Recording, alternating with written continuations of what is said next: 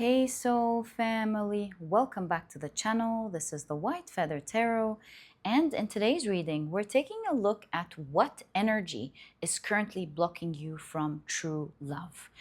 This is the intention of today's reading. By the way, if you prefer to pick your piles using your zodiac signs, you will find a timestamp for that down in the description box. If you prefer for Spirit to pick your pile today, that is also an option, and you will find a timestamp for that as well down in the description box. Otherwise, please stick around. You will be picking your piles using your intuition, either through the cards or the crystals. Right, so let's reveal your cards for today's reading. For pile number 1, you've got the story of, my apologies, there we go. The story of Lu Bin and Duong Li.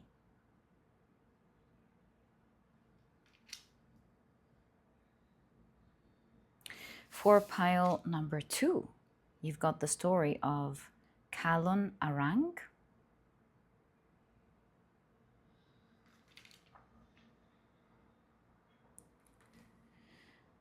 And for pile number 3, you've got the story of the indecisive blacksmith. If you prefer to pick your piles using your crystals, then let me add these right now. There we go. So for pile number 1, you've got the Malakite.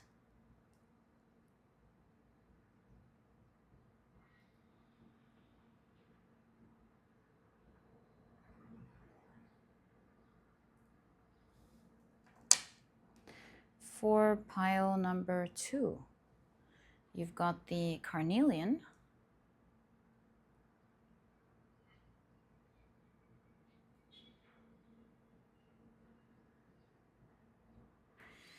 And for pile number 3, you've got the honey onyx in a shape of a skull.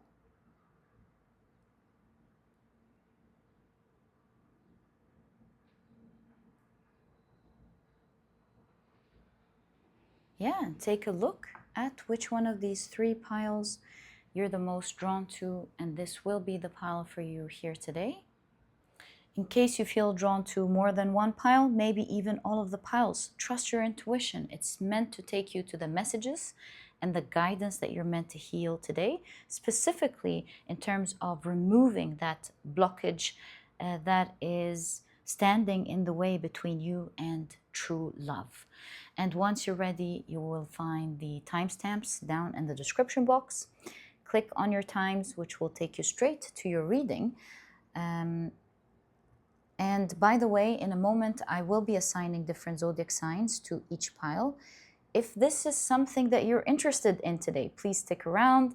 We'll be shuffling the zodiac signs and finding out in which of the piles they will fall under.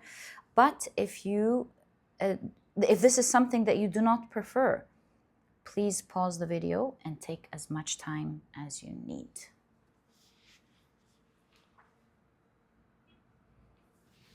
So, if you prefer to pick your piles using your zodiac signs today, welcome, my dear soul family. This part of the introduction was created specifically for you so that you can do just that.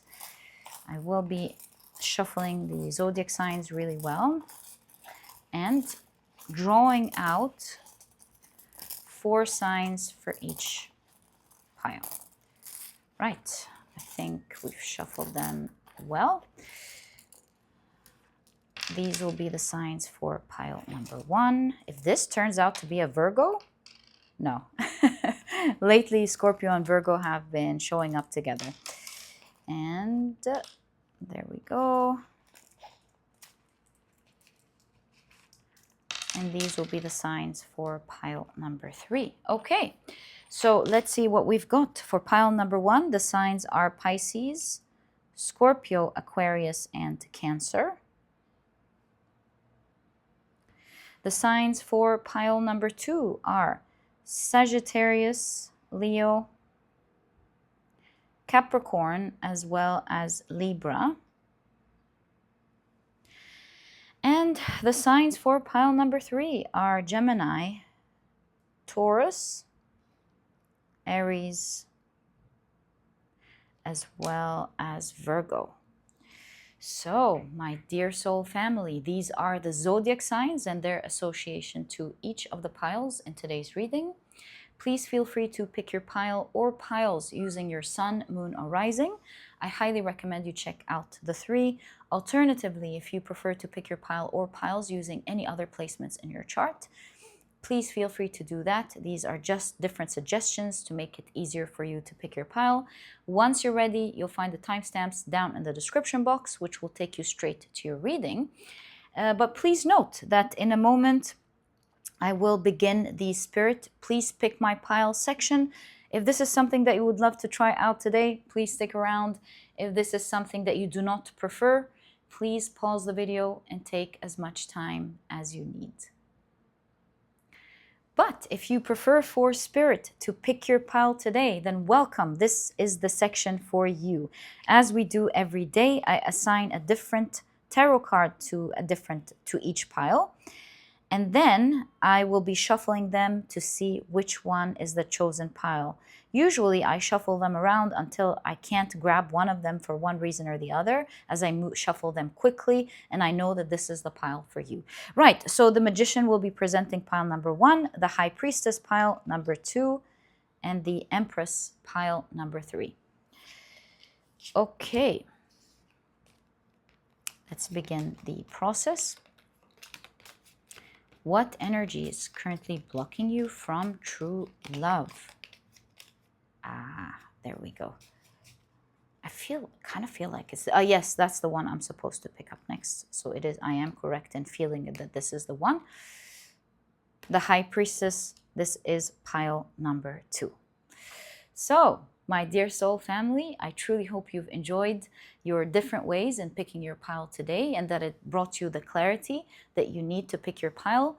Once you're ready, you'll find the timestamps down in the description box, again, which will take you straight to your reading. I wish you all the best of luck, clarity, light, and love from this reading.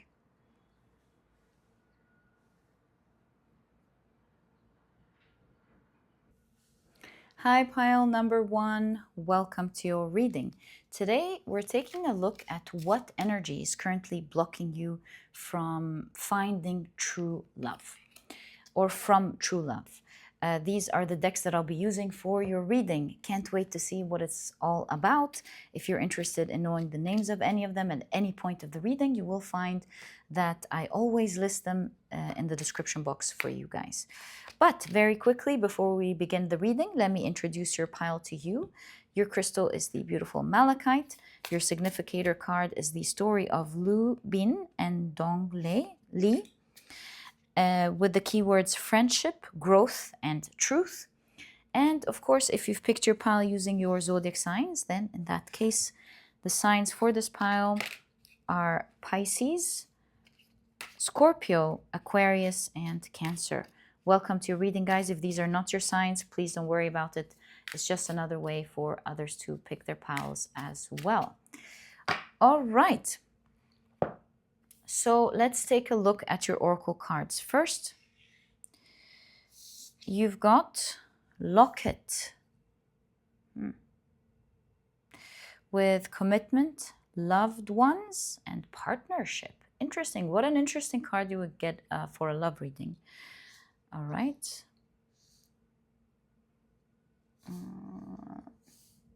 Yeah, there, right there. You've got espionage. Okay. Microfilm, drop spot handler, surveillance, double agents, safe house, infiltrate, treason, corrupt business practices, so on and so forth.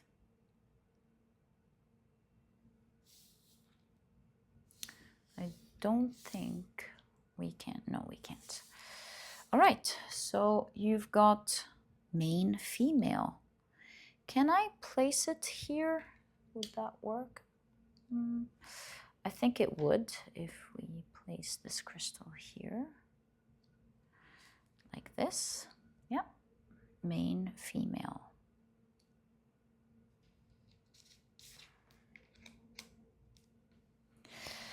Okay. You also have red garden.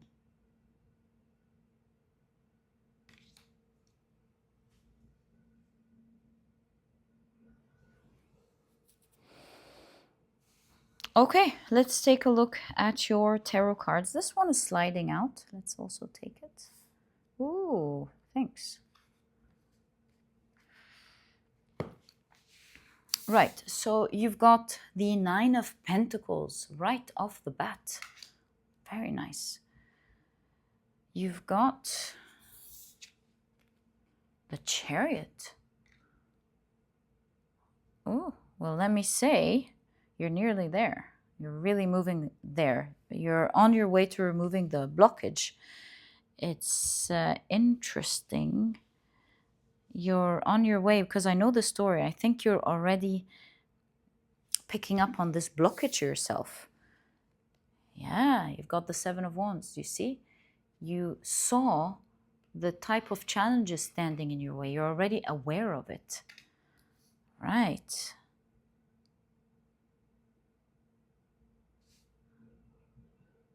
Nice. You've got the Tower. You're already in the process of breaking that blockage down. You're already doing it. Good job. You've got the Knight of Swords. You continue to move forward every day. Nothing is standing in your way. Nothing is standing in your way to demolish this obstacle. Nothing. You're stopping at nothing. You really care about removing this obstacle.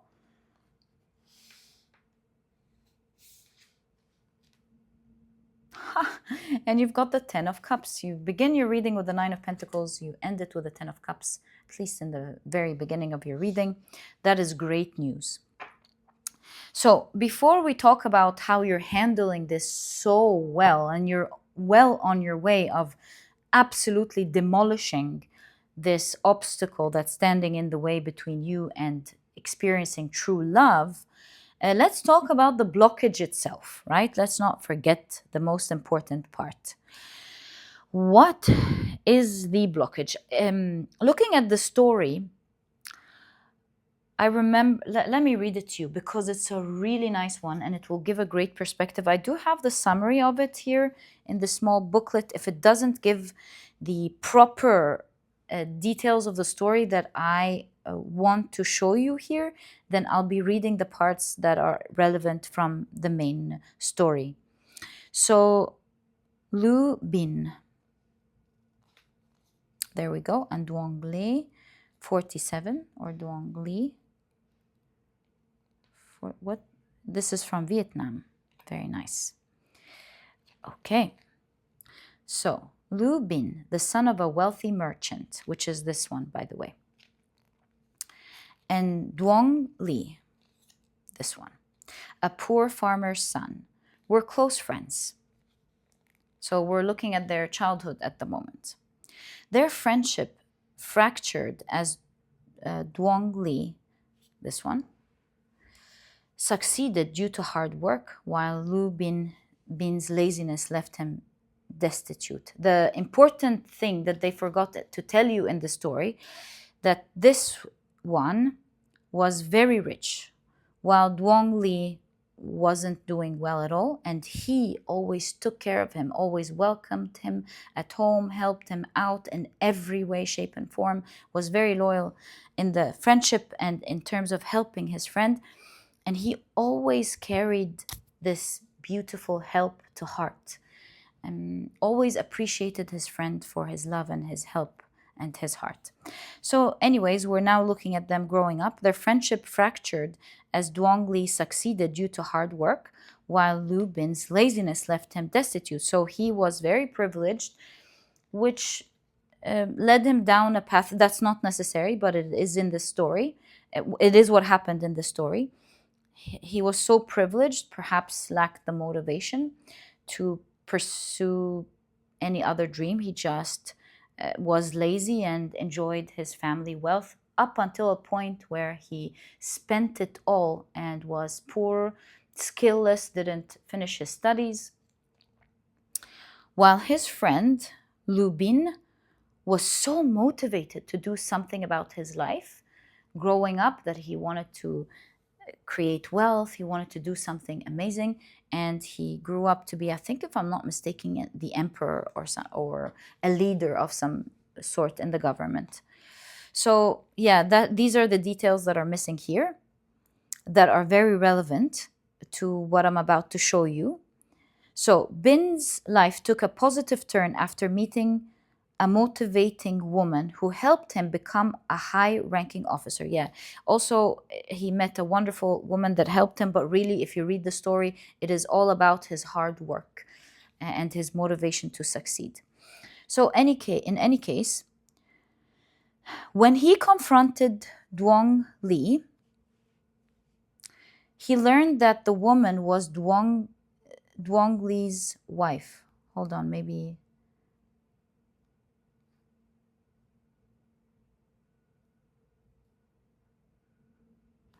Lu Bin, the son of a wealthy merchant, and Duong Li, a poor a farmer's family son, were close friends. Their friendship fractured as Duong Li, which is the poor farmer's son, succeeded due to hard work, while Lu Bin's laziness left him destitute. Right. So it does actually explain it. Lu Bin's life took a positive turn after meeting a motivating woman who helped him become a high-ranking officer. When he confronted Duong Li, he learned that the woman was Duong Li's wife, sent to help him. Lu Bin realized that Duong Li had never given up on him, and thus their friendship was rekindled. Guys, the story is so shrunk down.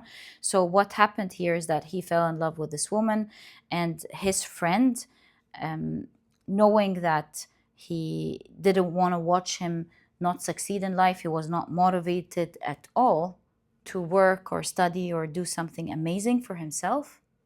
This is what happened. This woman is actually his wife, right? He fell in love with her. So he sent his wife, they agreed together that they would help him out. So she lived with him, motivated him to study if he studies well and becomes a high-ranking officer. This is how she helped him. She would marry him. And so he one day became this high-ranking officer, was absolutely upset, of course, when learning the truth that she was actually his wife. It was hurtful for a while, but the story shows that he cried in appreciation, learning the love of his friend who did everything that he could, sacrifice his wife for a while and the being with her and all of that to make him better. So, it could have been a little bit harsh how it was done, but it was done with every bit of love. It was the only way to make him learn and become something great. So why was I so focused on this story for your reading? It seems to me like you may not have met the right person yet, obviously, if you're watching this reading. But what I'm trying to say, you may have met good people, but they may not have been the right person. And it was the universe's way to make you see, because you've got espionage, there's something about the way you see things, rose-colored glasses, surveillance. There's something about you not meeting the right person yet, because the universe wanted you to see the truth about something in your life, which we will further explore, obviously, that you weren't seeing, that could have harmed you. You are privileged in one way, and your privilege, you kind of used this as a clutch for so long. But when it came to love, it was going to make you so self-reliant or needy when it comes to this person because of the clutch here, and because of your privilege. So your privilege, whether you realize it or not, maybe you were such a privileged person that you saw life as rose-colored. It doesn't have to be that, but in any case, it was going to create some form of neediness in this relationship, in the right relationship. And the universe was sending you good people, yes, but they weren't it.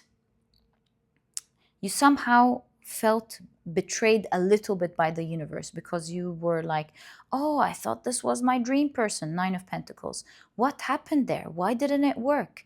It was always the universe's way of sending you more or less a gentle person or a good person, but it just didn't work out. And this could have been really weird for you. You thinking, what is going on here? I mean, why isn't it working? Every time I think I'm lucky, I think I get the right person, my dream person. So that's the way things work in this pile. But it does not turn out to be the right person. What's going on? And the universe really wanted you to see things. It was the only way to take you out of your own life. Observing the relationship and what happened allows you to see things well, not through the rose-colored glasses that were probably there due to your privilege. So, what is your privilege? I don't know, maybe you're such an attractive person, or maybe you're wealthy, or maybe, I don't know. It seems like you're very privileged with something. And this privilege, just like I mentioned, made you look at things differently from reality. Main female, feminine energy is receiving.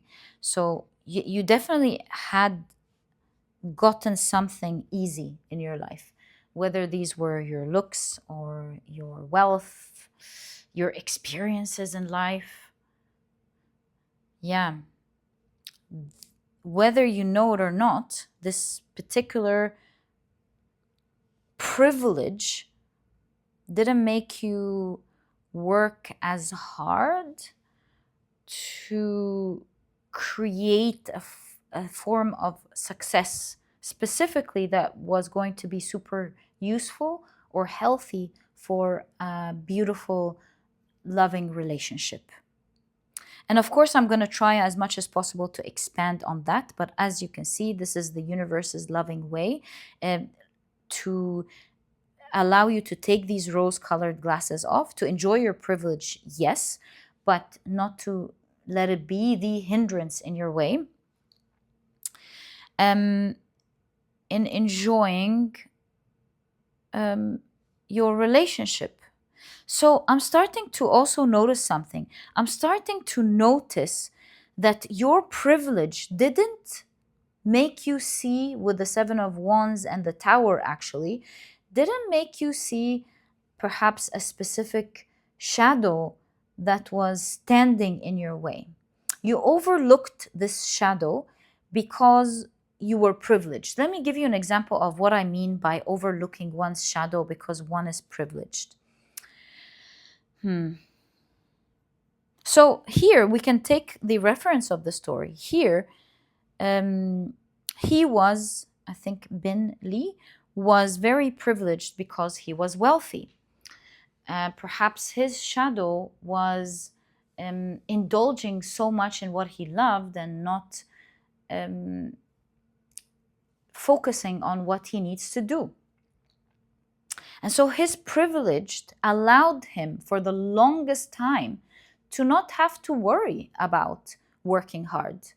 So in his case, he had a shadow that he did not face just because he was privileged. And in that same way, like pretty privilege, for example, when someone is so pretty, sometimes they say that doesn't go for everyone, obviously, but for a lot of people, it could be an hindrance. They get it so easily socially that sometimes they don't develop their own character, right? They don't pick up on the social, let's say, game or the way things work. And that doesn't go for everyone, obviously, because I've met so many super gorgeous people that get it super easy in society because they're like amongst the 1% super gorgeous, even in that extreme case. They were able to develop their personalities beautifully, and it's same goes with wealth and everything else.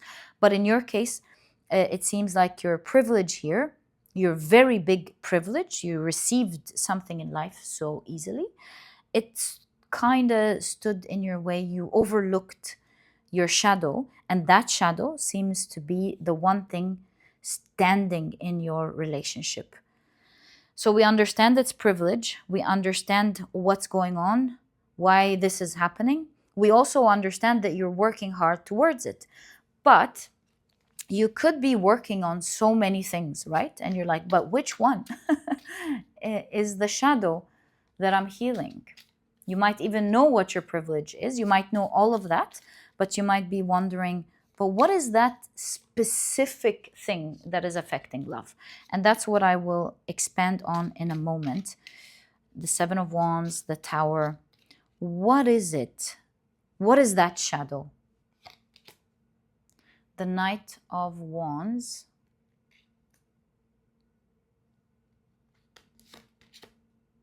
The Eight of Pentacles. A great desire with the Knight of Wands. A great desire that you have.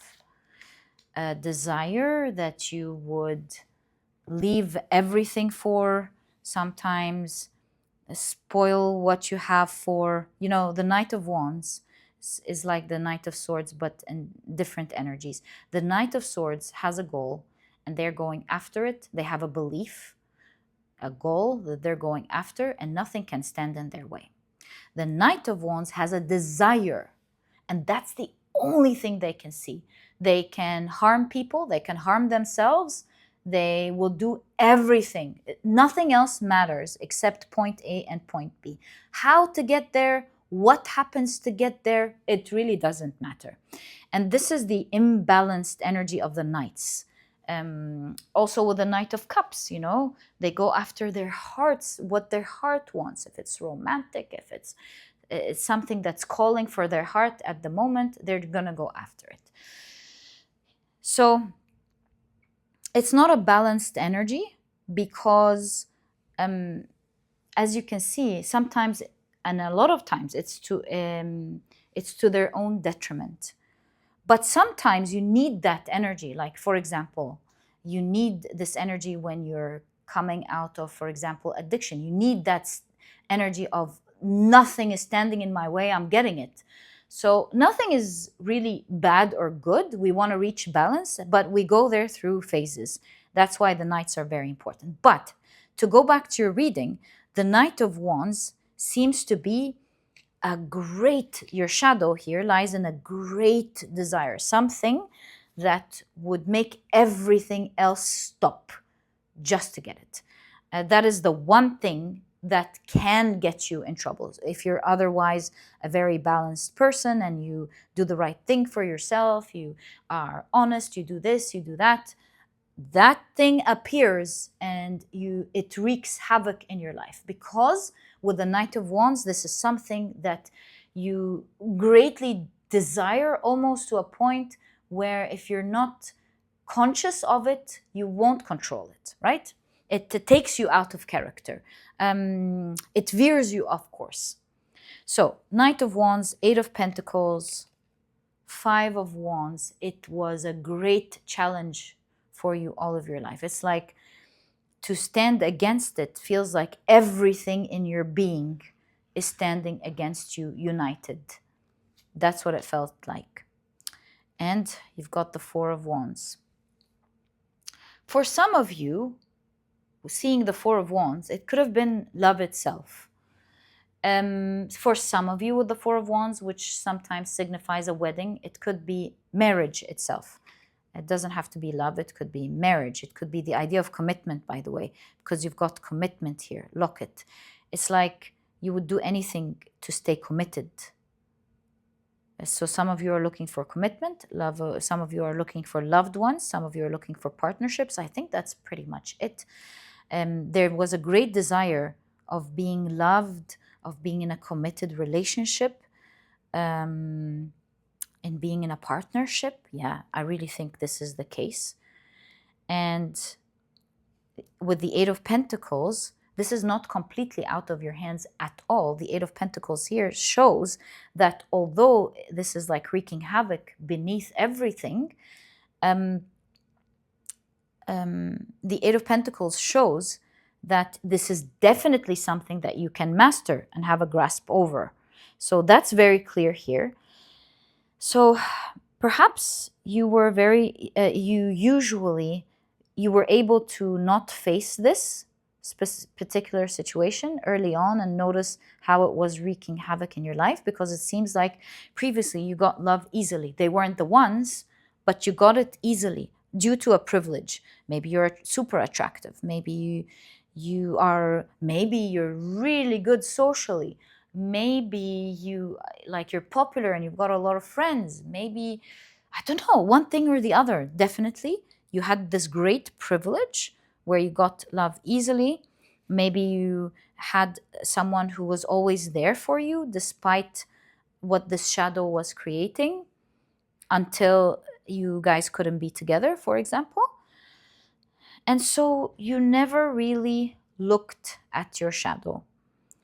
But I think when things happen between you and you leave each other, because that's a painful story at the end of the day, this wasn't an easy thing to do, obviously, letting your wife go to be with your best friend who you know loves her, and then hurting your best friend. This is like also, I want to say, like the dichotomy of energy here, the cruelty versus the absolute unconditional love is just blows my mind. But it's in that way also where you had, I feel, great love. You get the same dichotomy in energy, at least, where you experience great love, but at the same time, a great heartbreak, maybe even several times.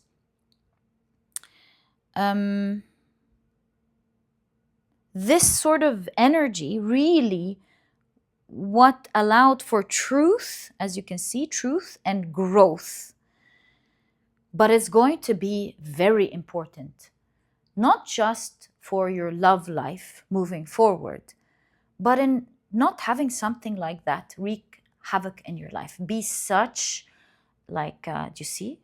Be such a strong energy controlling you and standing in your way to that extent. Perhaps that is also wreaking havoc in other areas of your life. Who knows? Or maybe not, but at least it's in something very important to you, such as your love life. So we understand it's all about love, commitment, and partnerships, but you are with the Eight of Pentacles showing up here again. It really shows that you are on your way to mastering, having a grasp over this energy. So I want to congratulate you with that. You're really learning, you're picking up. And with high rank here, you're one day going to have absolute mastery over this. And you will, with the Nine of Pentacles, ending your reading with the Ten of Cups, be absolutely happy in love. Good for you. You're facing it. It's a big challenge, but with the Seven of Wands, this is not a challenge that you can't handle. We always know that the Seven of Wands is a big challenge, but that you are on a higher plateau, able to face this challenge completely. That's why we always see the main figure in the Seven of Wands higher up than all of the other wands, as you can see. So the Chariot shows that you're moving towards that. You're facing this challenge, you're aware of it, and you are on your way to breaking it. I'm so happy you've got the Knight of Swords here, because just as this desire doesn't see anything in its way, your conviction of handling this desire also doesn't see anything in its way. So two equal powers obliterating that desire or its grasp and control over you in that way.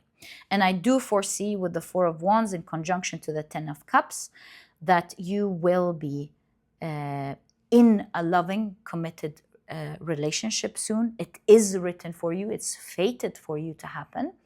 And you will live a very happy life with the Ten of Cups. This is the happiest card in the deck, the Ten of Cups.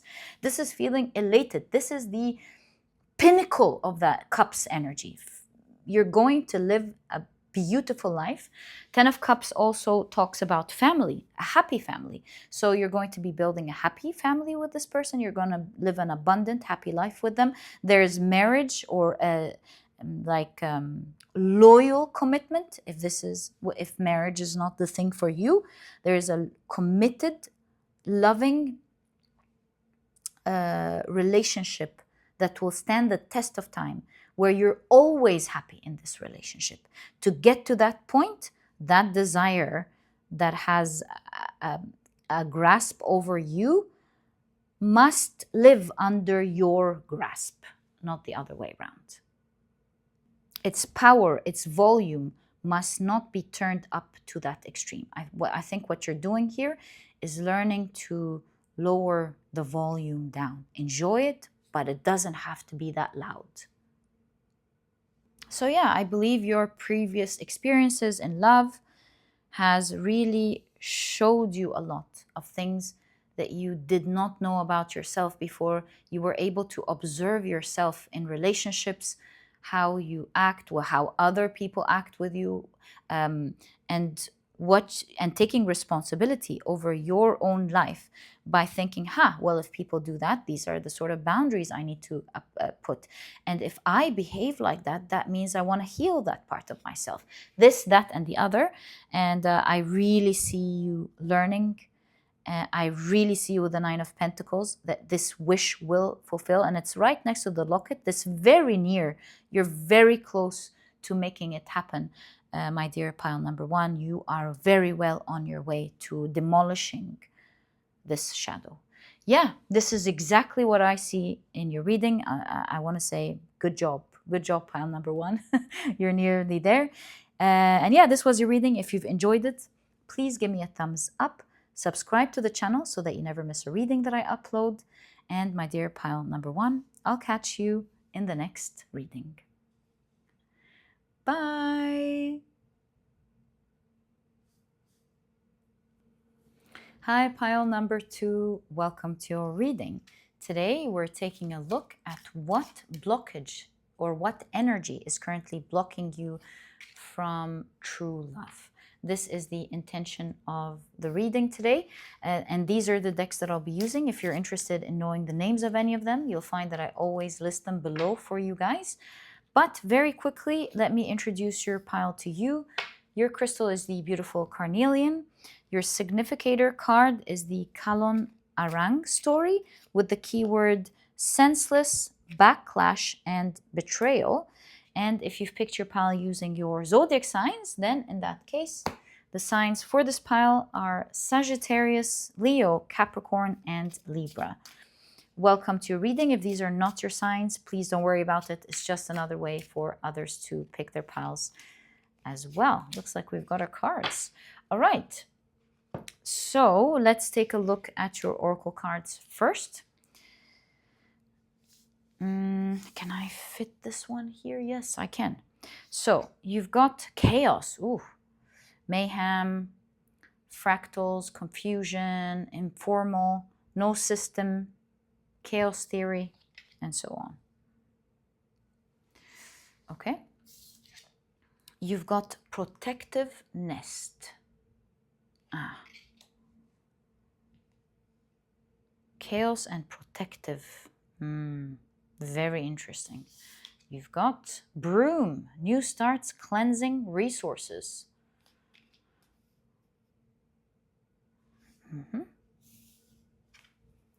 Main male. It's funny. Pile number one had main female. This pile's getting main female. The first pile perhaps was more in their feminine energy or in their receptive energy. Here, this pile is more in their either masculine energy or action-taking energy. This is the pile that wants to have control over something or takes action regularly, is very good at taking action. We'll find out. We'll take a look at your reading and find out. So let's take a look at your cards. You've got the Two of Pentacles,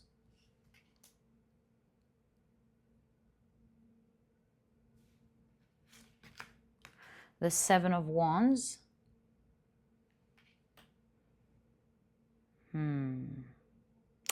This Two of Pentacles kind of shows a little bit of energy surrounding not sure with the Two of Pentacles, not sure if you, there's self-image here, you see, self-image. So Two of Pentacles is not entirely not liking or not being, not liking something about yourself, but it's also the energy of not being sure either. So there's something about your self-image that is standing as a great obstacle between you and true love. It's not like you entirely don't like it, but you're just not sure about it. Like sometimes you really like it, sometimes not. See, there's like, I'm not sure how I feel here. There's hesitation here. You've got the Seven of Pentacles. Look at all of these Jack out of the box. Surprise after surprise after surprise. You don't know what to expect. 7, 7. Also 5 plus 2 is 7. A lot of 7 energy here in your pile. You've got the 8 of Swords. Yeah. It looks like this is the thing that's blocking your energy and it's making you super stuck when it comes to true love. Super stuck. But remember, the 8 of Swords is a card about the mind. It teaches us that here with this, at least with this energy of this card, because there are other cards that show someone being stuck. But with the 8 of Swords, this is something that's not true, but is mentally holding you hostage. You've got the 8 of Pentacles. 7, 7, 8, 8. This is like a mirror. 7, 7, 8, 8. It shows that duality in the Two of Pentacles. The dual nature of something. So we're also going to focus on dual energy. I'm going to write it on a note here so that I don't forget that. Hold on. Okay. So 8 of Pentacles, this one's sliding out. Let's take it. These two are sliding out. Okay. So you've got the Two of Cups, which is the card of love in tarot. Finding the one. And perhaps that clarifies it. We'll open it later. Oh, where do we begin? There's something about love that wreaks havoc in your life, that creates some form of chaos that you don't like about love. Perhaps your experience with love before is that, look, senseless, backlash, betrayal. Perhaps there were a lot of betrayals, a lot of huge issues that happened in love. And to you with protective nest, you're like, okay, yeah, that's the masculine energy here. You're not one to allow anyone to mess with you, but sometimes to your own detriment. Sometimes it could be extreme with the 8 of Swords. You can hold yourself hostage from a specific energy just to protect it. So a lot of power and strength in this pile. Very strong character here.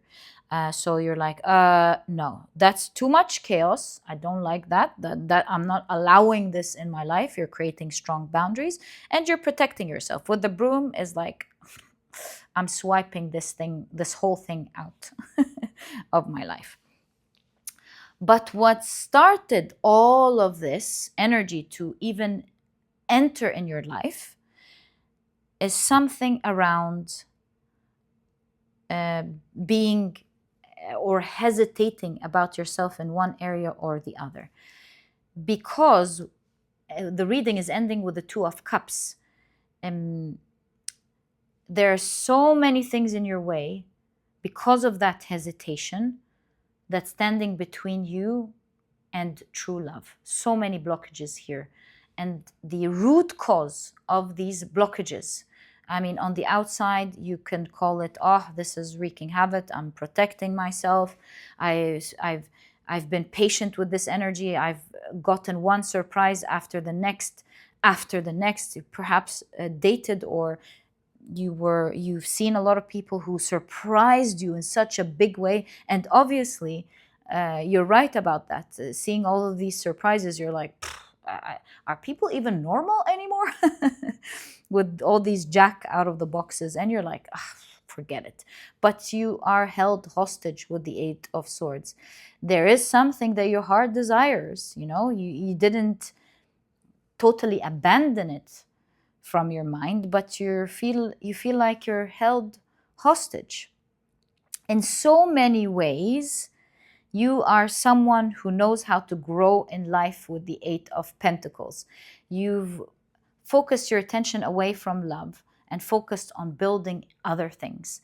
You've, in fact, mastered so many things in your life. Like I told you, this is strong masculine energy of having a grasp over life, taking control over your life. Maybe you weren't sure how to handle it in love, but your solution in taking action was to move yourself away completely from love itself. But you can see that you've focused your energy in so many things in your life. And weirdly enough, although this is super amazing, it is also an obstacle between you and love. This is not to say that you haven't done the right thing, but currently the results of these with the Eight of Pentacles is shifting your attention away from it. You're like, so perhaps you've built a great career and it's giving you so many happiness in so many ways. Maybe you're like, you travel, you do whatever you want in life, and you're like, I don't need that, thank you very much. This, all of my success with the Eight of Pentacles, all of the great things I've established for myself, including my reputation, this, that, and the other, I'm not interested in love, thank you very much. So in a way, your reading is showing that although this is an amazing thing, the way you're using it, not that what you have, but the way you're using it is also a blockage when it comes to love.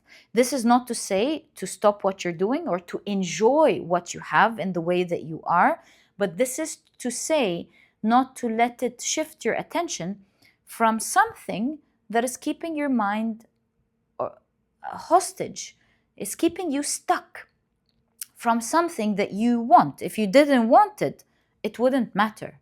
But a part of you wants it. And if you look at the root cause of all of this, it's a self-image about something in particular in your life, that makes you feel unsure. And perhaps it is that led to you tolerating the wrong energy, that led to surprises. And maybe it attracted the wrong people that were full of surprises. And greatly challenged you. I feel like with the Seven of Wands here, love greatly challenges you. And for a long time, you're like, I just want to live comfortable. What's the point of all of this? I'm strong. I'm not allowing this in my life. And you're like, swiped it out of your life. You cleanse that energy out of your life completely. You were doing something very close to antibiotics. And I'm going to give you this example or this analogy, knowing fully well that I'm not a doctor. Don't listen to my ideas. Always consult your doctor. Remember, these are just my ideas. So let's say, for example, you get a cold. So that is a form of attack that your body gets into, and you feel weak and you feel bad, you feel awful, you get the sore throat, you can't eat, it's really bad in every way. So you're like, you know what? I'm going to deal with this situation. Give me these antibiotics. And you swallow them, you obliterate, annihilate all of your bacteria, good and bad and ugly and everything in between. And you're like, thank you very much. I don't think I have this problem anymore. So that's basically what happened here. You're like, take everything out the good, the bad, and the ugly, all of it, and give me my peace. This could have worked well for you for a period of time, but it seems like with the keyword here, senseless, and I will read the story to you, there's a senseless part about it. There's something about going to the extreme to protect yourself.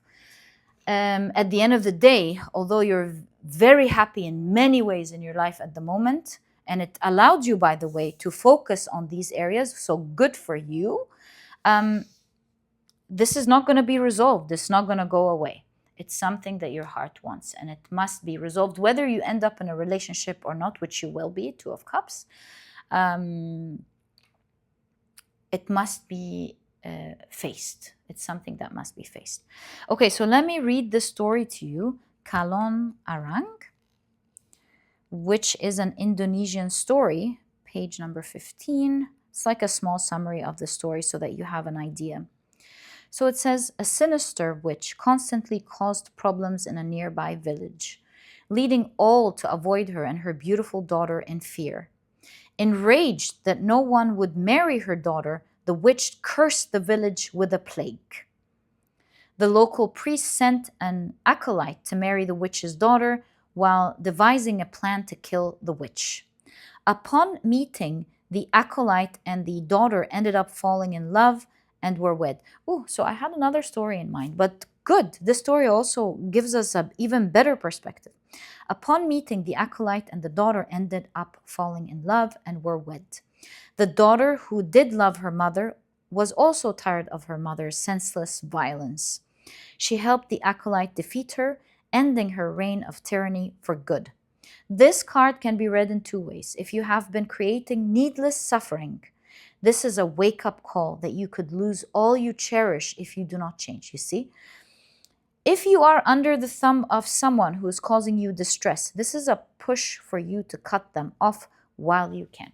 So you did actually do both. You cut off the wrong energy, good for you. You absolutely did the wrong thing. But with that, you cut off love itself, which is not really what you wanted to do, just like an antibiotic. You wanted, yes, to isolate the bad bacteria while keeping the good ones by, for example, taking healthy food or herbs or whatever to kill the bad while empowering the good. So this takes me to the duality. We should never forget that your reading is all about mirrors. 7-7, 8-8. 2-2. It's all duality. So the idea of duality is to understand that nothing is entirely good and nothing is entirely bad. We should understand that we need to learn to deal with both energies in life. That's what the yin and the yang teaches us. We're in a realm of duality, and if we cut out one energy in favor of another, we will never reach our balance, our potential, and our real power. And so the duality is like good, evil. It's like kindness versus power, or kindness versus evil to get what we want. Here, the duality is what? Here, the duality is enjoying love versus protection and peace. Love is very vulnerable in its nature. And protection creates such big, such high guard that sometimes it blocks some form of energy or another. So the idea with duality, the mirror, is that you don't want to take one energy in favor of another. You're not supposed to throw yourself into the fire, enjoy love, and experience all of these weird surprises that come in your way or things that create chaos in your life. But you're not supposed to block it out entirely and starve yourself from something that is needed. Here, the duality, the mirror, something must come in balance. And if it does come in balance, it automatically provides you with everything needed with both energies. It's exactly the discussion of kindness versus ruthlessness, for example. Kind people, they have values. For example, they believe in a set of values and they're like, I'm going to be good, I'm going to be kind, and in my effort to be good and kind, I'm not going to do these things that the evil people are doing. So as a return of just focusing on that and nothing else, like hating everything the other side does, they expect life to be fair to them. This is how they measure everything. This is how they view life. They want to be fair, so they expect that fairness should happen to them because they're good people and that good things should happen to them, right? On the other side, what we call ruthless people, they have a set of great things, just like these have great values that help them and balance their life in so many ways. These people on the other side, their ruthlessness is something to learn from as well. Although you don't want to lose your values, you want to learn how they're ruthless, how they succeed in life. I mean, it's not a coincidence that most of the people in power today, not all of them, of course, but most of them have a set of things that they do. They respect power, they understand it, they do this, they do that. Perhaps they're doing it in such a ruthless way, but they understand the energy of power. Here they understand the power of kindness. Here they understand the power of doing what it takes, that it's not necessarily about fairness, for example, to get what they want. Now, each one is harming someone. Perhaps these people are harming themselves, and they as souls are super important like everyone else. Maybe they're also harming their families because they're not getting the rights of their families, they're not doing this, they're not doing that. Here they're harming everyone else, and they're harming themselves as well, because they've never understood what kindness, what real love, how fulfilling to the soul this is, and how much balance and happiness and perhaps serotonin that they're not experiencing in life, that they're not getting. So what do we don't need to choose one team over the other. We need to take the best out of what these people are doing and the best out of these people, this archetype and this archetype, and have both. You don't have to like lack something. You're here to learn to get it all, to become one with everything. And oneness creates balance. So in your case, to like take this whole idea short, I'm trying to show you that you don't have to cut one energy in favor of another. It's not love that's evil here, that's creating the chaos. What is the real root cause that's creating this split in duality, that's creating this dual energy? That the root cause here seems to be with self-image, around self-image, something, perhaps a thought, Eight of Swords, a thought that has such a grasp over your mind. With the root chakra here on the mind, it's living rent-free in your mind. Your intuition knows it's not true. With the raven here, it's trying to show you that it's not true. But the hesitation, not the reality, is what is wreaking this havoc.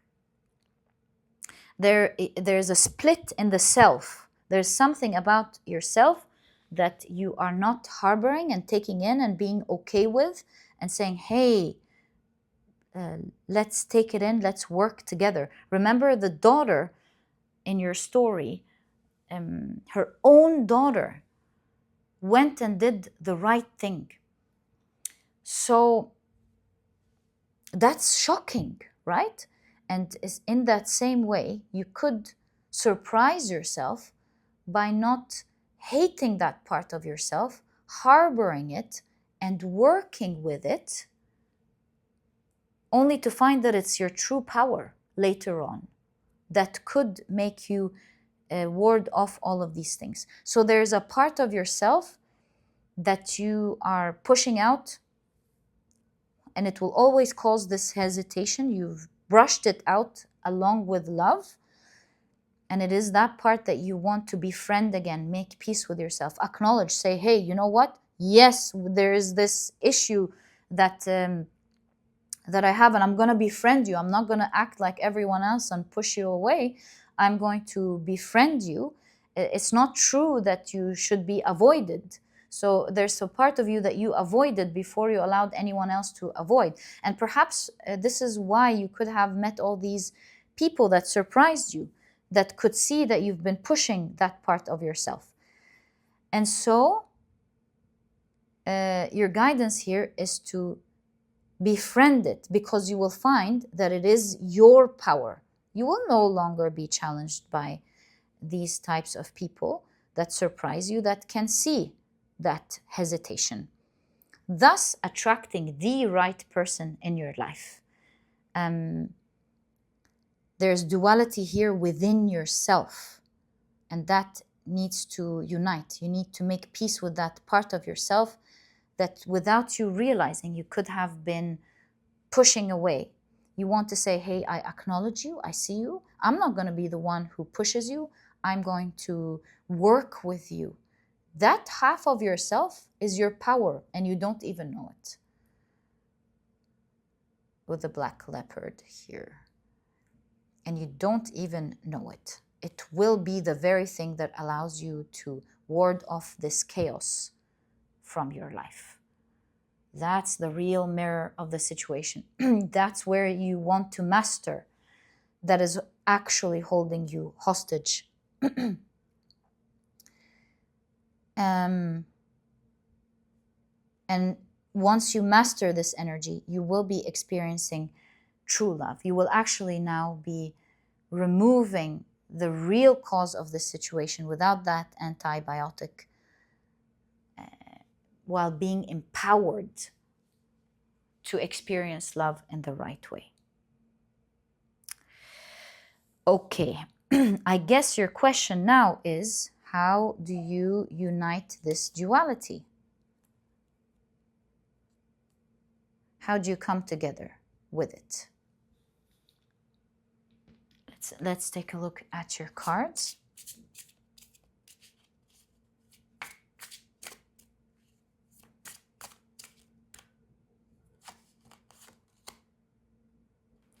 Nine of Cups. There's a swan, and there's a sinking girl on a ship. Oh, it's on the roof. Oh, she's on the roof of her house, which is the protective nest here, but she's drowning. So the whole house is drowning, actually.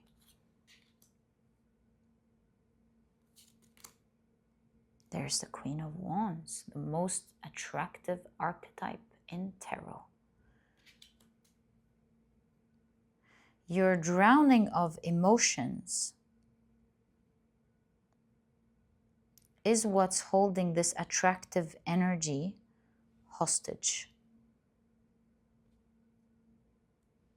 You have the Queen of Wands with you, but the Queen of Wands is split at the moment. The Queen of Wands needs to come together. Otherwise, it shall drown. The Magician. I need one more card. And the Five of Cups. Sadness and disappointment. That's why you're drowning in emotions here. Nine of Cups is a wish fulfillment, but here the girl is drowning. You're trying to get there, and you will be, because it's the Nine of Cups at the end of the day. That is the meaning of the Nine of Cups. But you're currently drowning in emotions. The emotions with the Five of Cups seems to be drowning in sadness. There's an underlying sadness behind all of this. And the moon on the Magician phase, which is emotions, does look like a tear, doesn't it?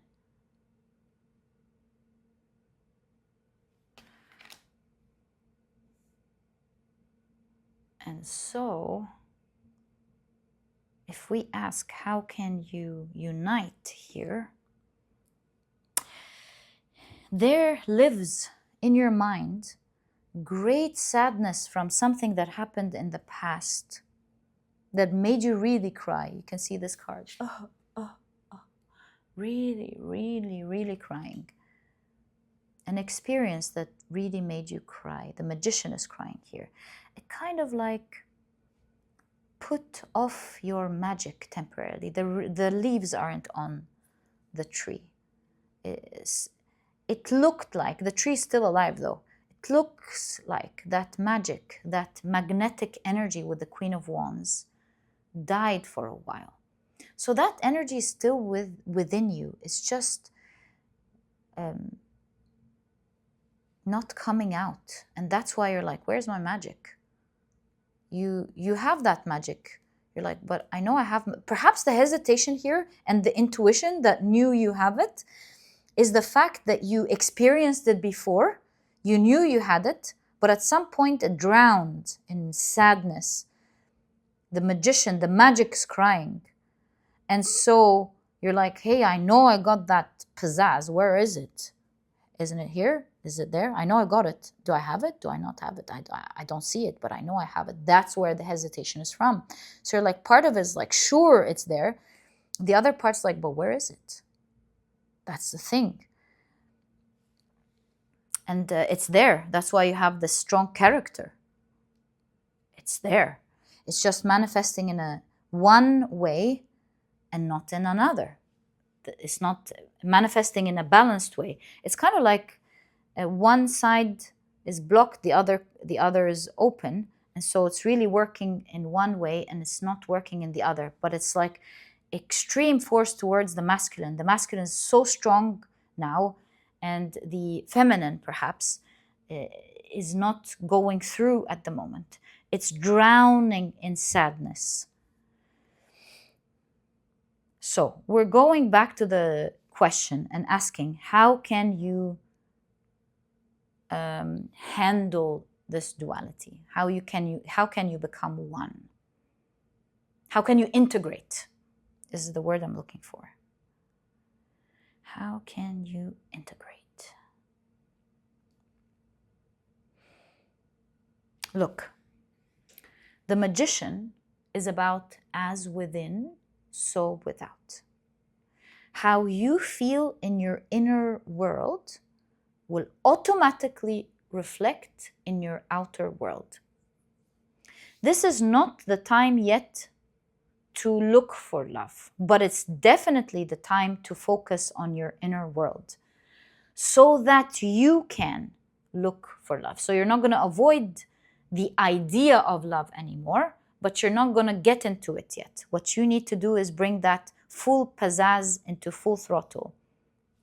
You need to bring these leaves out. You know, when I was a little girl, I wrote a poem, and it has nothing to do with, actually it does. It does have to do with love. I wrote a little poem, and it said, looking at this tree here, it reminded me of it. I wrote, and I always loved this quote, to me, you're like a leaf on a tree. No matter how bad the circumstances are to take you away from me, you'll always grow back inside me again. So when it comes to this pizzazz that you have, this magnetic aura and energy that you have in the feminine, that's currently drowning in sadness and emotions,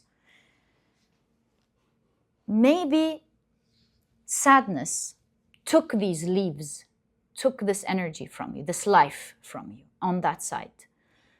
But a tree is capable of regrowing these leaves again. It happens every season. It is so common that it happens every season. It is so natural. It can happen. It's not the end of the world for you. You don't have to take these extreme measures. It happens. So what you're guided here to do is focus on your internal world, and automatically your pizzazz on the outside will shine. So there's something about attuning to that magnetic energy on the inside.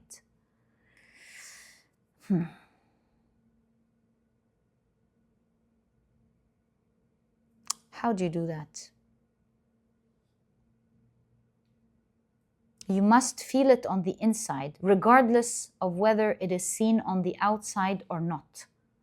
You must connect with it on the inside. How can you connect with an energy on the inside? You need to do two things. We'll get to the sad part in a moment, but you need to feel that energy, regenerate that energy within you again, water it. So how do you water feminine energy? You take care of yourself. Like, let's say we talk about beauty when it comes to feminine energy. It's the quickest example. It's the quickest example we can use to clarify this the energy. And so you look good all the time, whether it's someone that's going to see you or not. It's to indulge in things that you would enjoy, like I don't know, like facials, manicures, pampering yourself, getting into routines that you enjoy doing. See, the key here, whatever it is going to be, whether it's like pampering yourself, the beauty, whether it's learning to receive this, that, or the other, in any case, it's all about the internal, which means it should bring you pleasure doing it. Pleasure heals the sadness, 100%. Pleasure heals the sadness. So whatever that feminine energy that you need to tap into, whether it's beauty, it's receiving, giving love, maybe you're not comfortable, maybe it's the other way around, you're good at taking but not giving, I don't know. But whatever that feminine energy that is lacking here, you need to take care of it while enjoying it. And you definitely need to take care of it on your internal world. That's the most important thing. It doesn't matter what happens on the outside in any way, shape, or form. You need to feel it. Like, let's say you have a problem in, not a problem, sorry about that, that's the wrong wording. You have a challenge with giving, right? So you want to give regardless of whether someone enjoyed taking it or not. You just want to feel good that you did it, right? You maybe could start off by giving to charity. They don't know who you are, but you're happy that you did that. You want to be like taking things that could be harmful that you find on your path, and you're like, I'm happy I did that. If it's receiving, then you want to enjoy receiving. If you get a gift, open it, enjoy it, use it, indulge in that energy of what the other person wanted to do to make you happy. Indulge in the fact that they wanted to make you happy. I can go on and on forever, but I don't want to waste your reading time. But you get what I mean. You want to have that pleasure inside you. If you continue to tap into the energy of enjoying it inside you, it will automatically heal these layers upon layers of water that's currently drowning you, just so you can feel safe. Stay safe for now, because you will automatically feel safe outside of the home, that place, that environment that you've created, once you heal. Yeah, that's what I see. To heal that energy is to simply stop looking on the outside and judging yourself, befriending that self, and working with them through enjoyment. Hey, let's do this together. Let's enjoy that. Doesn't matter if nobody else likes it. What matters is that we like it, that it's a little bit better today, that it's even much better 2 months from now, that it's going great 6 months from now. Maybe not perfect, but it's going great. It's all about indulging on the within, liking it yourself, enjoying it at least. Enjoying it yourself. That will heal the huge flood of sadness that you've went through, and that will regenerate that leaf again. You will always grow back inside me again. So that part of yourself will grow back inside of you, giving you that pizzazz that you already have. It's just going to be balanced between the masculine and the feminine energy. And you're no longer going to be getting these surprises, because now with that part of you on your side, you'll be able to actually do things that you weren't able to see. The Eight of Swords, you can't see. You couldn't see because of that limiting belief. Perhaps you would be able to pick up on the nuances or the actions, small actions that they take that's weird, that could have betrayed you, because you could have been doing things with the cover on the eyes and the Eight of Swords. Things like, oh, maybe it was me. Maybe I caused this. Maybe I did this. Maybe, oh, maybe they're just like, not this, they're not that. They passed you by, these red flags, because you were hesitating about yourself without realizing. It really covered your eyes from seeing so many things, and thus the surprises. You heal that part and you'll instantly go, that's not right. No, that's not me. That's definitely that part. You'll be able to be truthful with yourself. Yeah, that's me. No, that's not on me. That's not right. That's a red flag. And thus giving you the space to see the right energy and not to perhaps waste your time with the wrong energy. And thus, in the next phase of your life, you will enjoy both the success that your masculine energy has given you, and you'll be able to enjoy the beautiful love that your feminine part will give you. And that's feminine and masculine are not gender-based. This is just energy that we all have. And let's see what this card is clarifying: the Two of Cups, the Four of Pentacles, to have something. To have something. So it really shows at the end of your reading here that you will be able to have and enjoy true love. This is something that you're meant to experience, but you need to unite with yourself again, even if this is betrayal to the witch, as the daughter did to the witch, even if it's betrayal to your ideas of what you should be. You should unite and love that part of yourself. Work with it as we've discussed, and this will allow you to have, you will have that true love. And my dear pile number 2, this is exactly what I see in your reading. I truly hope you've enjoyed it. If you have, please give me a thumbs up. Subscribe to the channel so that you never miss a reading that I upload. And my dear pile number 2, I'll catch you in the next reading. Bye.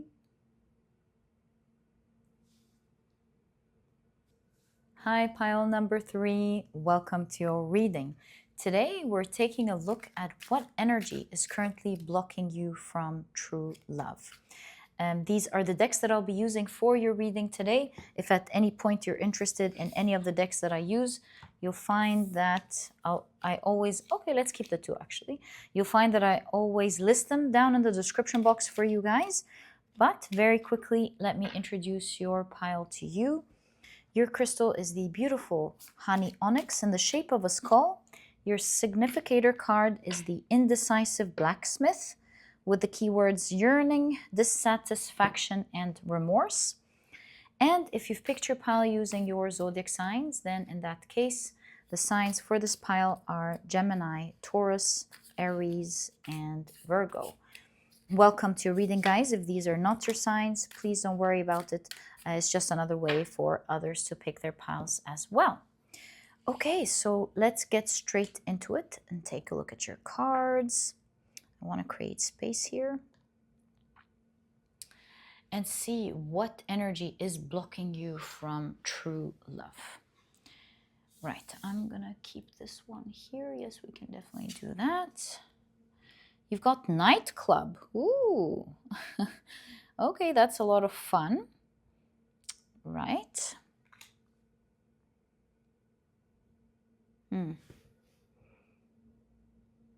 Right. You've got Eva.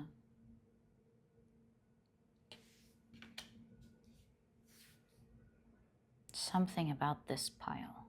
This pile gives me this feeling of being the, what they call it person. There's something so amazing about you. with Eva. Reminds me of Eve. Right, you've got expectation.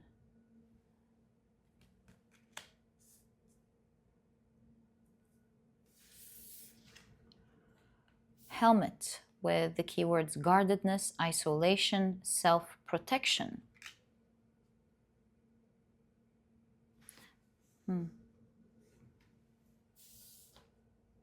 Book with the keywords knowledge, history, education.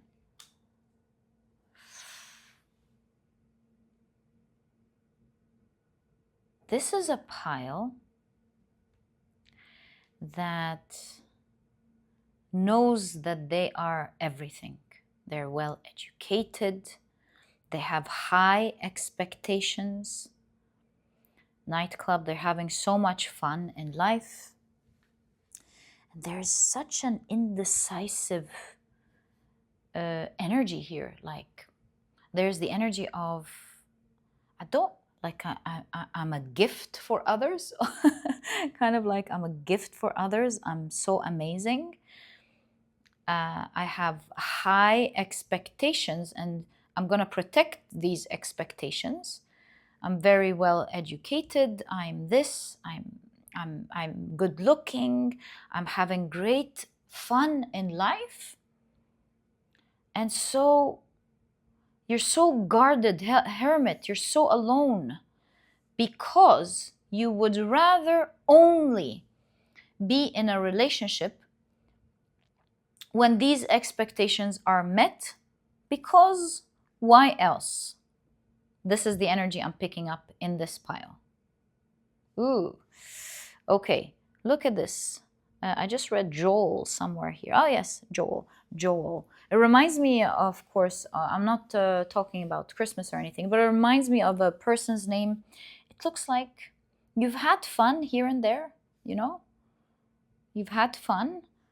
But when it comes to, like, you're open to having fun, meeting people, having fun, enjoying the company of others, flirting here and there, but real, true love, you're like, nah.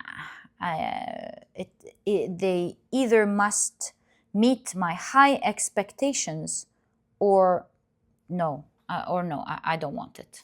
So that's what I'm seeing in this pile. In order for true love to happen, these expectations must be met. So Hermit,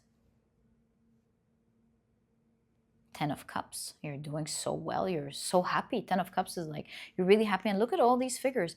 You have a lot of friends. You have a lot of wonderful people in your life. 10 of Cups, also family.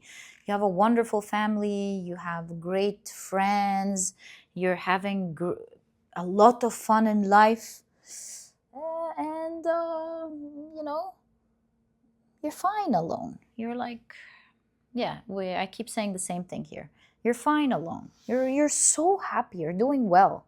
Yeah, you're like, why? Is it an energy that you want? Of course it is. But just like we said, you know how you want it. And you've got the 5 of Cups. This pile kind of gives me this energy of being spoiled a little bit. Cute, pretty, handsome. The pile that looks cute even when they're crying. Something like that. You've got the 7 of Cups. You've got wild dreams. You want amazing things for yourself. And they are the things that are catching your heart. They are your love story at the moment. You want this, you want that. You're mesmerized by the wondrous things that life can give you. And you've got the Knight of Swords. And so, with the Knight of Swords in conjunction to the 7 of Cups, you're so highly focused. Rarely looking back at everything, at anything else. Rarely looking back to check, oh, is love here? No? Okay, I'm focused. I want to get all of these amazing things for myself.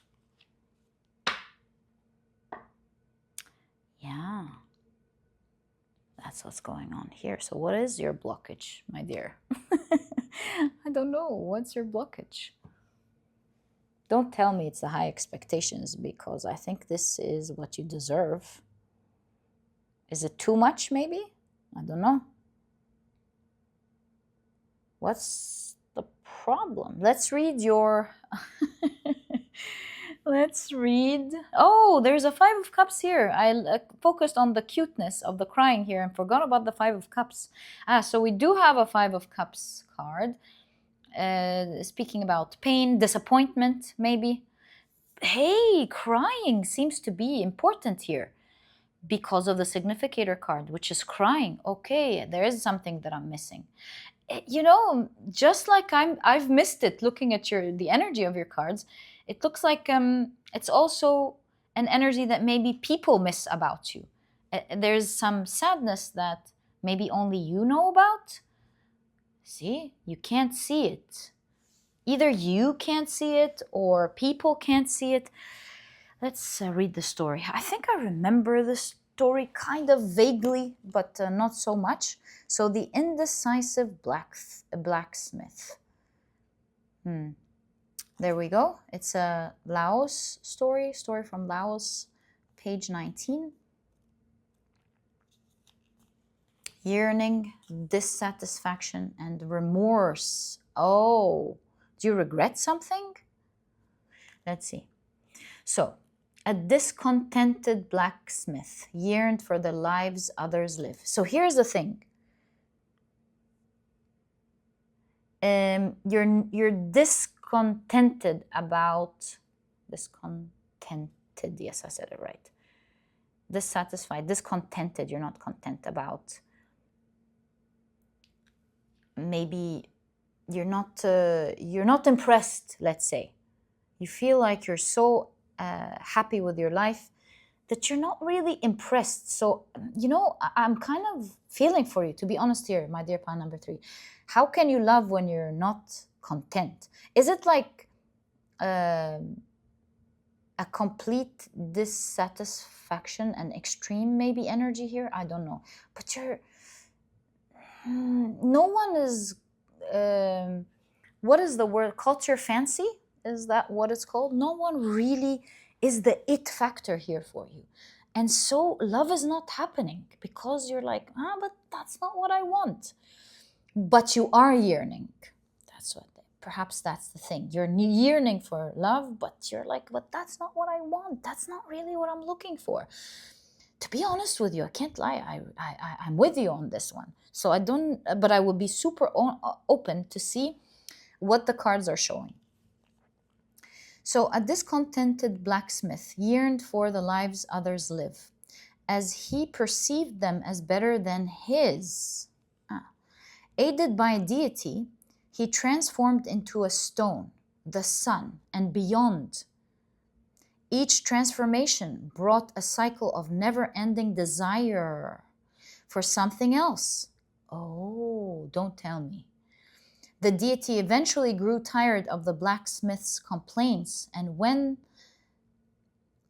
the blacksmith requested to be the moon and became dissatisfied once more, the deity left him in the sky to live as a moon forever. When this card appears, it serves as a gentle warning to examine your own desires. Oh, so it's not high expectations here. Perhaps it's even when you get these expectations, you're still not satisfied. So you don't know what you want anymore with the hermit. That's what's going on here. Right. Are you chasing endless wishes without finding satisfaction? Yeah, it's like when you're close to meeting these expectations, perhaps you feel like, oh, but I deserve more. And then when you get that, you're like, yeah, I like it, but I feel like I like this, I like that. There's a lot of, feeling that the grass is greener on the other side. Perhaps you meet people, you're like, yeah, that's nice, but it's not really what I want. I want this, I want that. It's what I'm picking up here in this pile. Understand that the pursuit of a fanciful ideal can lead to perpetual dissatisfaction. Instead, focus on finding peace and joy in the journey you are on, for it is in this acceptance that true happiness can be found. Look inwards and try to reflect on where the desire for change is coming from. Remember that true fulfillment often lies not in what you wish to be, but in appreciating what you are. I told you there was something about this pile. This pile thinks very highly of themselves, and that's a wonderful thing that you have. And perhaps this is so much so that nothing comes close to satisfying you, because you're always feeling, but I have all these amazing things. Perhaps I can, what they call, do better. I can get better. I can enjoy better. And you're like, you always want the next best thing.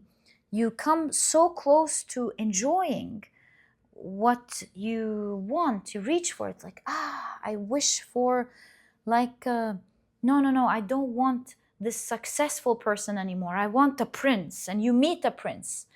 But then in the party with the prince, there's someone like more fancy, more important. And you're like, oh, but I want that, but I want this.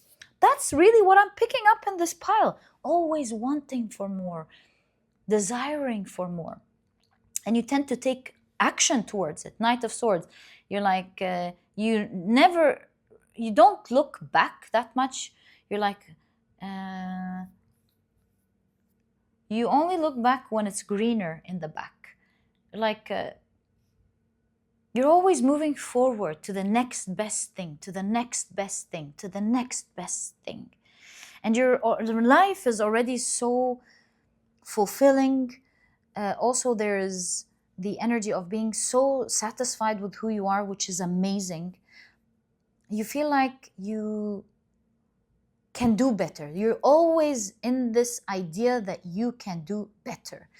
But this has become so done to the extreme, where with the Five of Cups here as well, you're at the point of, just like where the moon is at the moment, you're at a point of yearning and feeling a little bit stuck, because when the deity grew tired of this blacksmith, he just left him hanging in there, being the moon, to learn, to love the things that they desired and chose. It's not about what else can you have.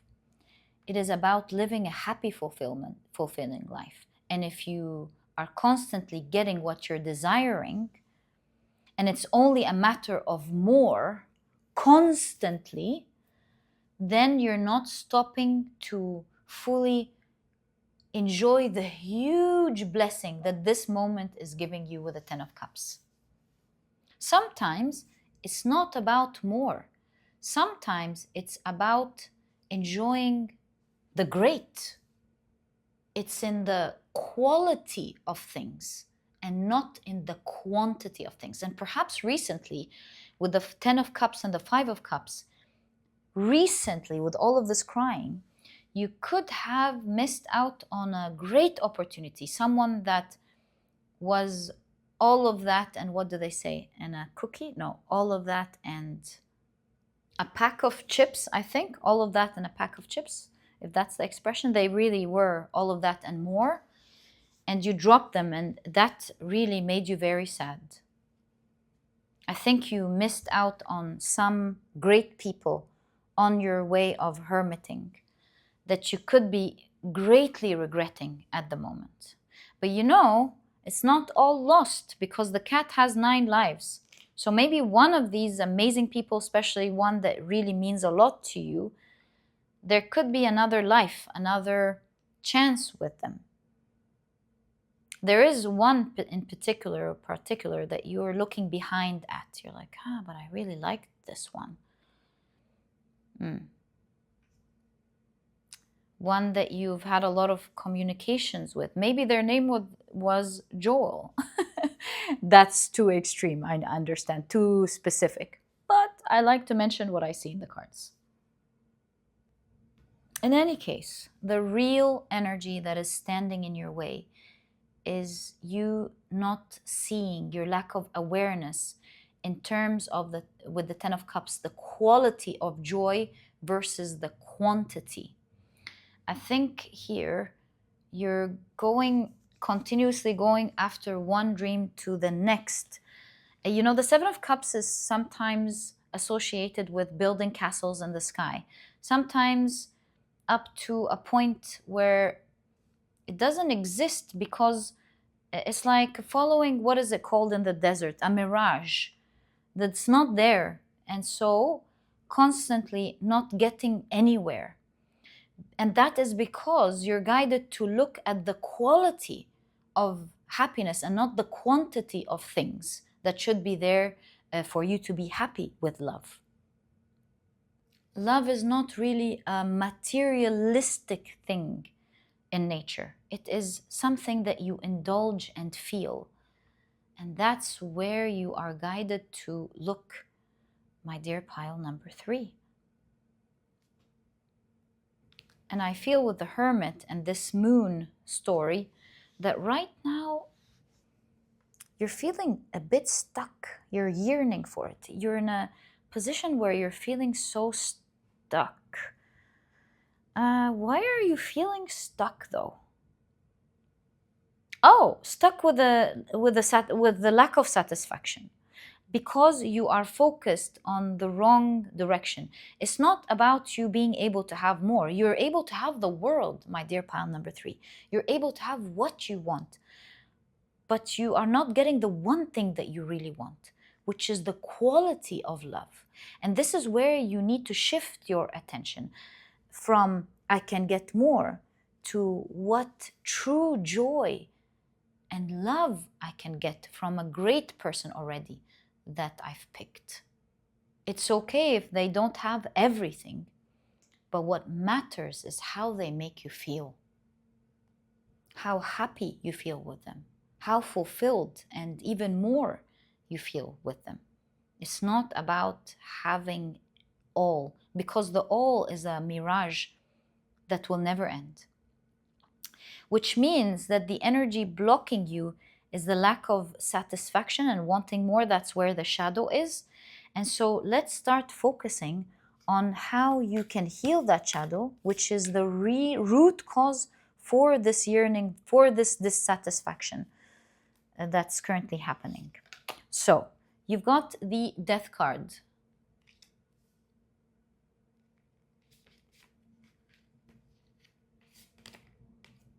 The 10 of Swords. Something is manipulating your actions.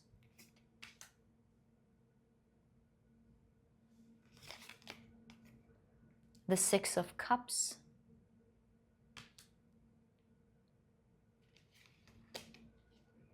And the 8 of Wands. And here the birds are migrating.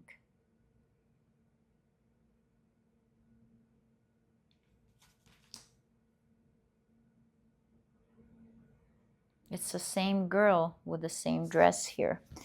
So, what is this shadow? 6 of Cups, it's something that happened in childhood. I feel with this specific 6 of Cups, it seems like you were very happy as a child. You are a child that was loved, properly nurtured, blossomed. A child that had it all in life. You had a very happy childhood, healthy growth, healthy growth. We've got some cacti here, which means that you were taken care of properly, even during like the difficult times, which everyone goes through. You were properly nurtured during that time. Great job here.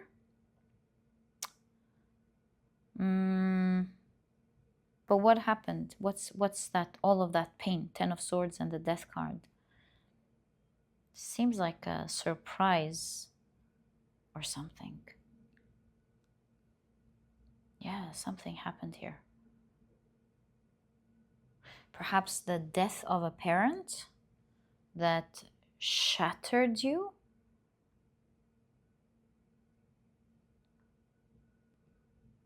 It could be that for some of you.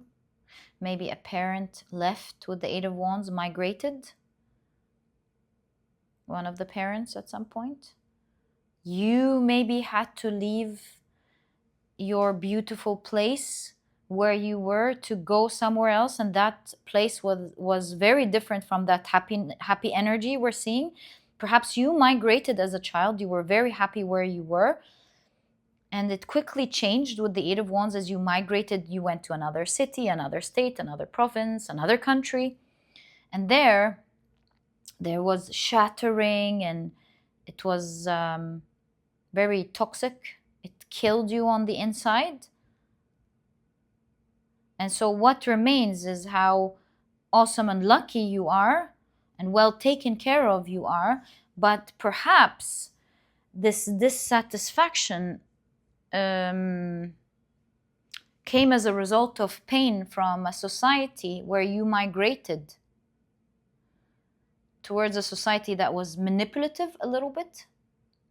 And so maybe with the manipulation here of this society, or this step parent or society environment, this new, I'm thinking place because of the migration, things started changing here. It brought you a lot of pain, and so you were using your greatness to maneuver through this painful society, but that controlled you, manipulated you to want to appear maybe your best, have the best. So you're healing a wound here of overcoming people you are deadly afraid of, that at the moment have a grasp over you, and you want to clear from that manipulation. You see, you want to cut it. You want to realize that they're not as scary as you think.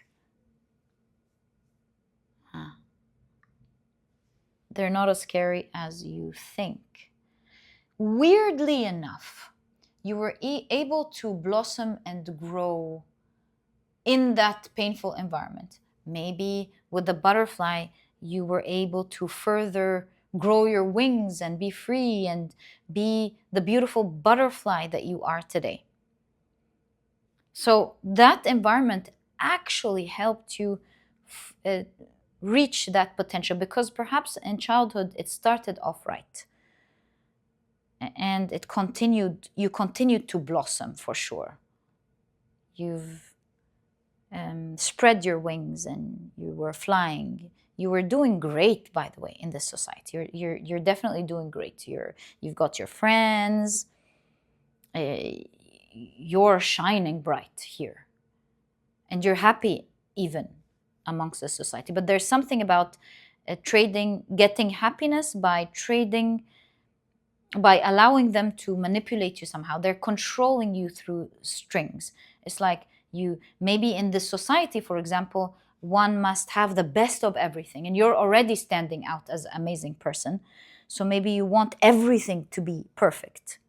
That is, with the strings here, the real cause that is manipulating you, causing all of this pain, and continuously ending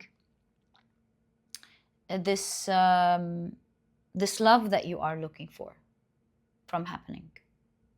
Someone has a hand in this. Some people have a hand in how you do things and how you do that particular choice thing. I guess that's the way you're coping with this environment here.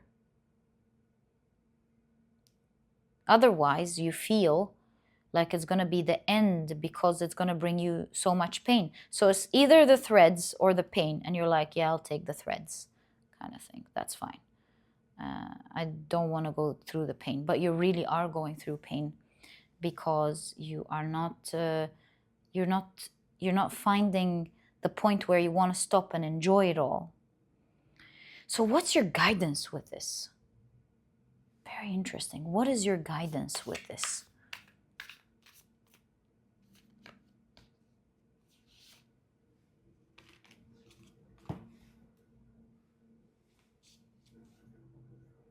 Strength. You're not guided to leave this environment, actually. You're just guided to be standing there strong amongst them. You're not attacking them, they're not attacking you. Nobody's manipulating the other. You just gotta stand there strong. Because obviously, you stand out in this environment. You're well loved. But you gotta put your boundaries and you gotta say, no, that's what I want. Or to be okay if things are not perfect, because that's what you want and that's your standing there. Nine of Swords. You're guided to stop the coping mechanisms that you've developed over the years, because maybe a little bit of it could have been enjoyable, but too much will burn you out. So all of the habits and the things you do to cope with that sad energy is causing you a lot of stress, and it's making this shadow even bigger. So second thing, to help you out with this process, you want to stop the stress that's coming from this coping mechanism, because it's deteriorating you and your health, and especially your emotional health and your capability to deal with that shadow. If you want to stand there strong, you want to not feel weakened on the inside. And so you want to quit all of the coping mechanisms, whatever they are, first. Two of Swords, the closing of the eyes. You see, here the veil is transparent. If she decides to open her eyes, she will see. And there's the cat here. There's a chance with someone that you liked before, by the way. But in any case, with the Two of Swords, you're guided to now open your eyes to the truth of things. You can now see things for what they are. Simply knowing the truth will allow you to behave in a different way. This pile is a pile that can get what they want. It's a strong pile. Understanding the truth is really what matters here. And finally,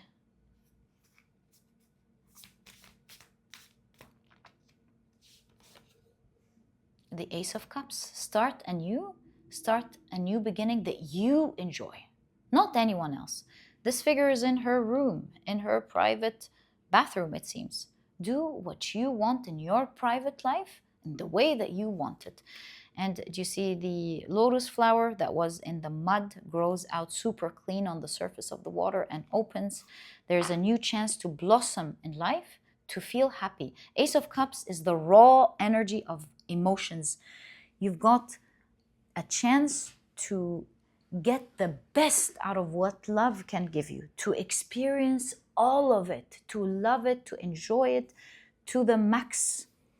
You've got that chance. So if you open your eyes now to the truth and do what is right for your own personal life and enjoy it to the maximum, you will find real happiness when it comes to true love.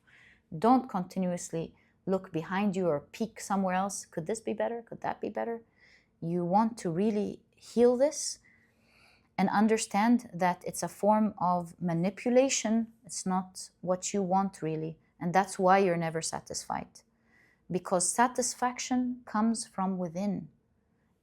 Actually enjoying what the process gives you, what the person gives you. Focusing on your personal and private happiness, not on the happiness that you get from the outside. And this, my dear pile number 3, is exactly what I see in your cards. This was such an interesting reading. I wish you the best of luck. You're an awesome person. You deserve the best. You get the best. Enjoy it. This was your reading, my dear pile number 3. And if you've enjoyed it, please give me a thumbs up. Subscribe to the channel so that you never miss a reading that I upload. And my dear pile number 3, I'll catch you in the next reading. Bye!